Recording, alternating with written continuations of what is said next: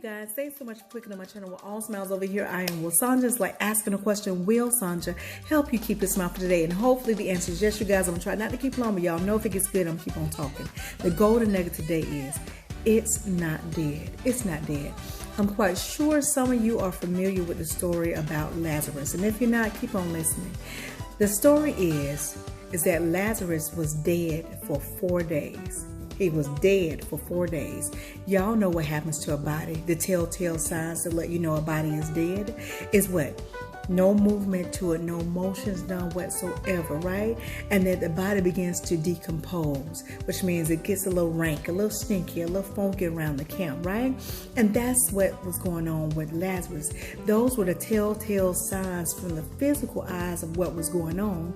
And his sisters and them saw the telltale signs through their physical eyes and began to run around that camp like chickens with their heads cut off. And they were in the panic mode. And they said, we got to get this message to Jesus. Go give the message to Jesus, because tell him to come on back and see about Lazarus, okay? And they got the message to Jesus, but this is how Jesus responded. Jesus, when he got that message, he was not in a panic state at all. He was calm, cool, and collected. And the message that was sent to him was like, come on to Lazarus right quick, like, and in a hurry, so that you could take care of him. But Jesus was like, you know what? I'm doing something right now. I'll get to Lazarus. And he was like, I'm not going to rush what I'm doing here, because I know Lazarus is okay. How did Jesus know that Lazarus was okay? He was seeing through clarity, which means Jesus was aligned and connected, which means God was at the forefront of his life, moving in and through him. Thus, he had the clarity to see the truth about what was going on in his journey, and not just in his journey, but in Lazarus' journey, right? And so that is why he did not feel like he had to rush to get to Lazarus, because he already saw the truth. And the truth was that Lazarus was okay. I don't know why I can barely say Lazarus, y'all, but he saw the truth that Lazarus was okay. Now the thing is, Lazarus' sister and them, they were the opposite. It was kind of like how the song Marvin Sapp sings, he saw the best in me when everyone else around could only see the worst in me. That's what was going on with Martha. They were seeing the worst in Lazarus as far as him being dead, but Jesus could see the best. And the best was the truth. And that was that Lazarus was alive, well, and kicking, okay? So when Jesus got to the scene, he was still calm. He got there, but guess what Martha said to him? She was like, if you had got here earlier, he wouldn't be in this state, which means dead.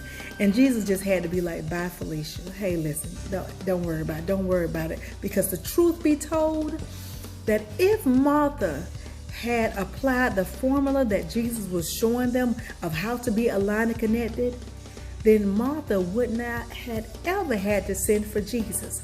She would have been aligned and connected, and she would have saw with clarity that what Lazarus was okay, and then she would have just did what Jesus did, spoke to Lazarus and told him to come forth, and everything would have been good. But she wasn't aligned and connected. She had not yet learned how to apply the formula. But the good news is, for us, you and I, is that we have that formula. And that's why I'm here today to tell you that whatever it is, whatever that Lazarus is in your life today, it's not dead. Maybe you had an idea that you were going to become a doctor and you think that thing is dead. It's not. You got to speak to it. You just got to speak to it. Tell that Lazarus in your life to come forth. Maybe you had the idea that you're going to become a homeowner and get your own home or whatnot. And you're thinking that idea is dead and gone. No motion to it or whatnot. It's not dead. You got to speak to it. But how do you speak to it? I told you the power lies in your tongue. And that power comes from you being what? Aligned and connected. Because you already know, when you're aligned and connected, you're no longer God-like. You become God, right?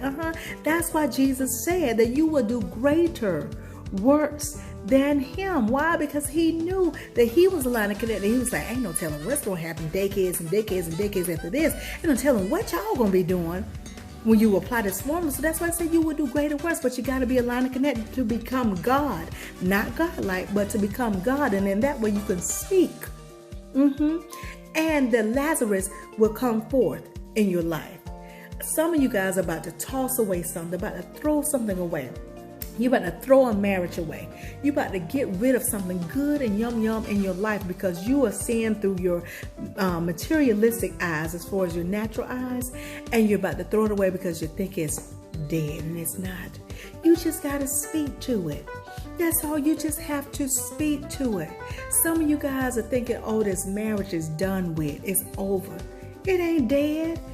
It's still life in it. You got to speak to it. You got to see the best in you. And I'll tell you this. Whenever Jesus approached anybody, whether they were sick, lonely, hungry, whatever state that they were quote unquote in, Jesus always saw the best. So when someone was hungry, he didn't see them hungry. He always saw them fed. Whenever they had leprosy, he didn't see their skin situation. He saw smooth skin. He saw the best in them. He saw with clarity because he was aligned and connected. And that's how he was able to speak and believe and pair that thing with knowing, because he knew the truth of it all, because he was seeing through eyes of clarity, all because he was aligned and connected. And I'm here to tell you that your situation isn't dead. It's not. You becoming a doctor, that's not dead. You owning your own home, it's not dead. You getting that healing, it's not dead. You rekindling the love between you and your husband or you and your wife, it's not dead. Whatever situation you could think of that is not in motion right now, that's having the telltale signs that something is dead, don't you believe that? Because if you start to believe it, that means you're looking at it through your physical eyes. You had not yet got aligned and connected. You got to be able to see the best in you. And the only way to see the best in you is to be aligned and connected, okay? That thing isn't dead. Don't toss it out. Don't bury it just yet. It's not dead. I know it's a little funky around there, a little stinky around there. That's the physical sense of it all. Don't worry about that. Don't worry about that you don't see any emotions going on with it right now. You don't see anything moving around about it or whatnot. Don't worry about that. That's the physical sense of it all. Once you get aligned and connected, then you'll see the way Jesus was seeing Lazarus. When Jesus was like, Lazarus, wet, dead? No, he ain't. No, he ain't dead. I'll be there though, but he ain't dead. Jesus said he was asleep. That's what he said. So you want to be able to see like Jesus. In other words, be aligned and connected. Not being God-like, but becoming God. Because you have become one with God, because you have allowed him to be at the forefront of your life. And that way, you won't see that situation as being dead. You get what I'm saying? I'll keep on talking. I'm a little bit after 8 minutes or what have you, but I hope y'all got the gist of it. Don't toss it out just yet. It's not dead. Don't bury it just yet. It's not dead. You could still be that doctor. It's still life in it. It is. Take heed to that, y'all. Apply the formula of being aligned and connected, and you'll see that your Lazarus is alive, well and kicking. Okay? I'm going to go on that note. I hope you got the gist of it. If you didn't, rewind and play again. But I'll talk to y'all soon. If you take just a little bit of what I'm telling you and apply to your life to the best of your ability, you won't ever have the mask of smile. Why? Because your smiles will always be genuine. I'll talk to y'all soon. Be blessed, stay blessed. Be blessed, stay blessed. Be blessed, stay blessed. Y'all know what's coming next. Ciao.